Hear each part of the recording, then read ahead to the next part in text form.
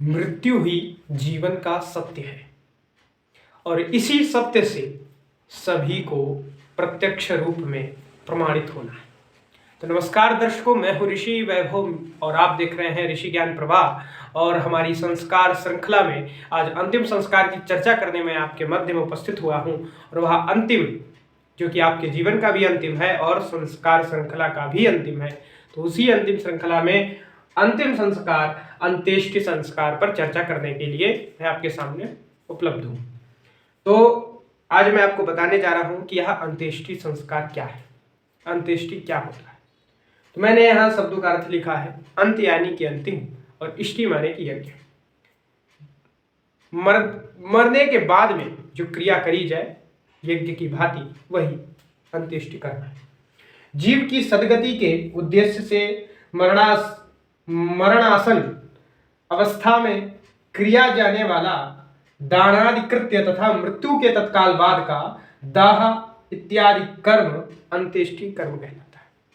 यानी कि जब जीव की सद्गति के उद्देश्य से जब जो मरणासन पर लेटा होता है और मर गया होता है, प्राणी जीव उसके अंदर से चला गया होता है और उसी जीव की सद्गति हेतु जब कार्य किया जाता है, कोई क्रिया करी जाती है, संपादित करी जाती है क्रिया को, तो वह अंत्येष्टि संस्कार कहलाता है।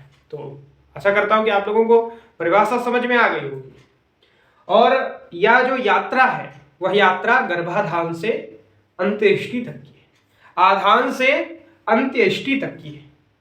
तो ये कितना जो है वैज्ञानिक है, आधान फिर अंत्येष्टि।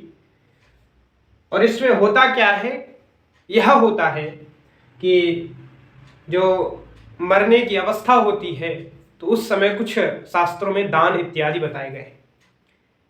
उसी दानों में जो सबसे महत्वपूर्ण दान होता है वह पंचधेनु दान होता है, यानी कि 5 गायों का दान किया जाता है, जिससे कि जब वैतरणी नदी में आप लोग जाएं तो वह जो गौ है वह आपकी सहायता करे। और उसके बाद एक और विशेष विचार किया जाता है इस अंत्येष्टि संस्कार, क्योंकि प्रायः ऐसा होता है कि जब मृत्यु हो जाती है किसी व्यक्ति की, जीव की, तो नक्षत्रों का बड़ा मेल देखा जाता है। जैसे विवाह में वैसे ही, जैसे आधान में नक्षत्र, वैसे ही नक्षत्र देखिए हर संस्कार में है, तो अंत्येष्टि में भी नक्षत्र देखा जाएगा। तो देखा जाता है कि जो पंचक के समीकरण के अंतर्गत जो नक्षत्र नहीं आते हैं उनमें तो कोई दिक्कत नहीं। यदि वह पंचक के अंतर्गत आते हैं तो उसमें एक उपाय किया जाता है। क्या कि जो कुशा होता है तो कुशा से ही 5 पुतले बना लिए जाते हैं।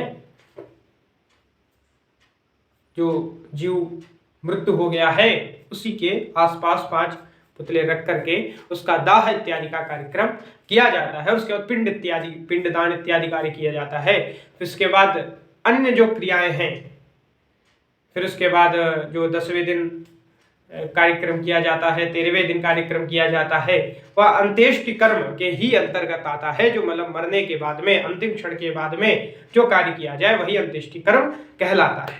तो बड़ा ही जो है आज अंत्येष्टि का है संस्कार, परंतु आज हर्ष का विषय यह है कि मेरा जो प्रयास था वह सफल रहा। प्रयास इसलिए सफल रहा क्योंकि आप लोगों का सहयोग मिलता रहा और भगवान विश्वनाथ का आशीर्वाद मिलता रहा, जिससे कि यह श्रृंखला आज पूर्ण हुई। और मैंने जो संकल्प किया था 16 संस्कारों का, वह आज बड़े ही अत्यंत अतीव मनोरम दृश्य के साथ में संपन्न हो रहा है।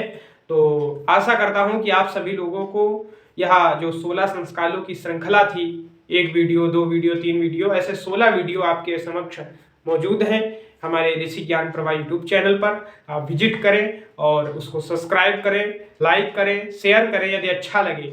और उसमें यदि कोई त्रुटि हुई हो, क्योंकि मैं बालक हूं और गलतियां स्वाभाविक हैं, तो आप लोग ऐसा न सोचें कि मैं गलत कर रहा हूं, तो उसके लिए मैं क्षमा भी मांग रहा हूं, विश्वनाथ से क्षमा मांग रहा हूं कि ऐसी सद्बुद्धि प्रदान करें कि आगे से ऐसी कोई गलती ना हो। क्योंकि बालक हूं, गलतियां होती रहती हैं और धीरे धीरे यही क्रम से मैं बढ़ते हुए आपको ऐसे ही अनन्य विषयों से परिचित कराता रहूंगा और आप लोग हमें सहयोग देते रहें। इन्हीं शब्दों के साथ गंगा तरंग रमणीय जटाकलापम गौरी निरंतर विभूषित वाम भागम नारायण प्रियमदंग मदापहारम वाराणसी पुरपतिम भज विश्वनाथम। इन्हीं शब्दों के साथ में बहुत बहुत धन्यवाद। भगवान विश्वनाथ को प्रणाम, आप सभी को भी प्रणाम। जय हिंद, जय भारत, वंदे मातरम, जय।